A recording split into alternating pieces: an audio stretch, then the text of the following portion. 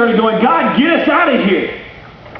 And so God sent a man named Moses, came to them and said, God has spoken and it is time. We're going to leave. And through a series of plagues that came on Egypt, God set them free. Supernatural power got them out of Egypt. Okay? You got to remember that. Write it down if you need to. Supernatural power got them out of Egypt. All right? Okay, so they head out. Woohoo! We're out of here. They're having fun. Remember we said this several weeks ago when we started this series in Exodus? Their theme song as they went out. It's the same song we're singing today as we leave the experience. This building. Na na na na.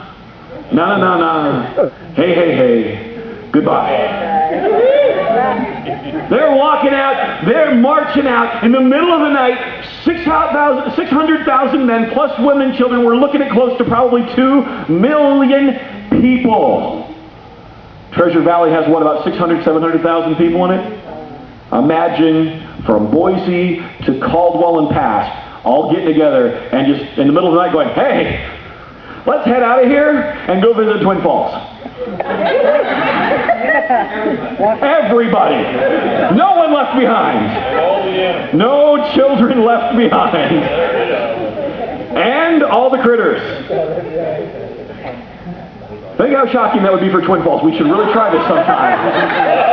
I had not thought of this before, but the more I think about it, this would be a great amusement. We should really get everyone in the Treasure Valley to march on Twin Falls. We're taking Twin Falls! I hope someone in Twin Falls is a subscriber to this podcast. We're coming for you.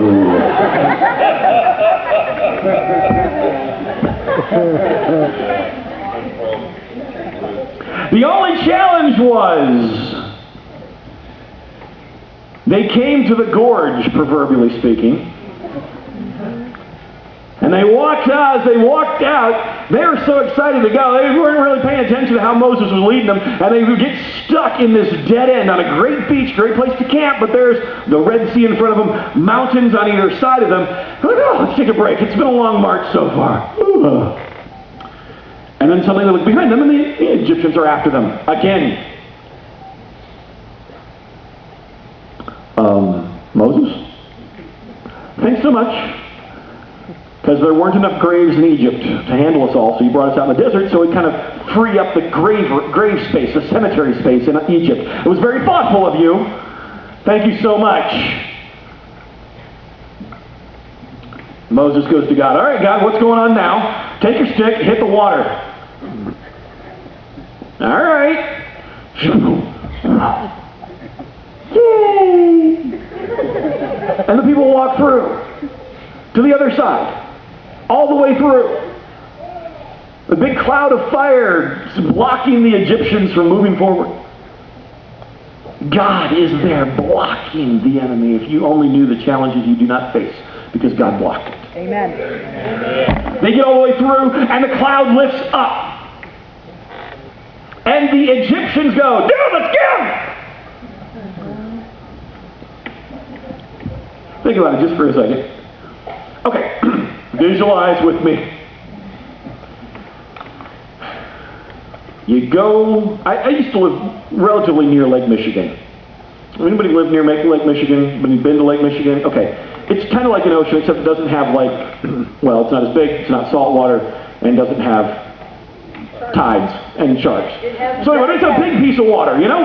So you walk up and there's this big hunk of water, and so you can't see to the other side, is my point here. You can't see that far.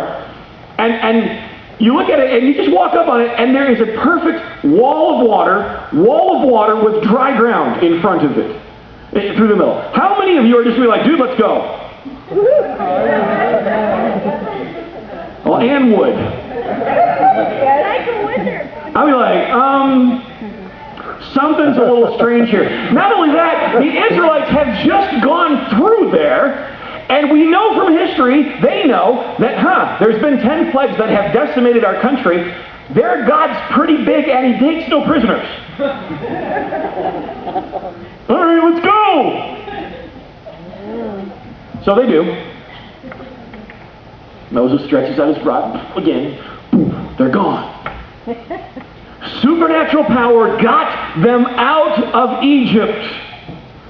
Supernatural power saved them and brought them into a new life. If you read the New Testament, it speaks of that walking through the Red Sea as their baptism.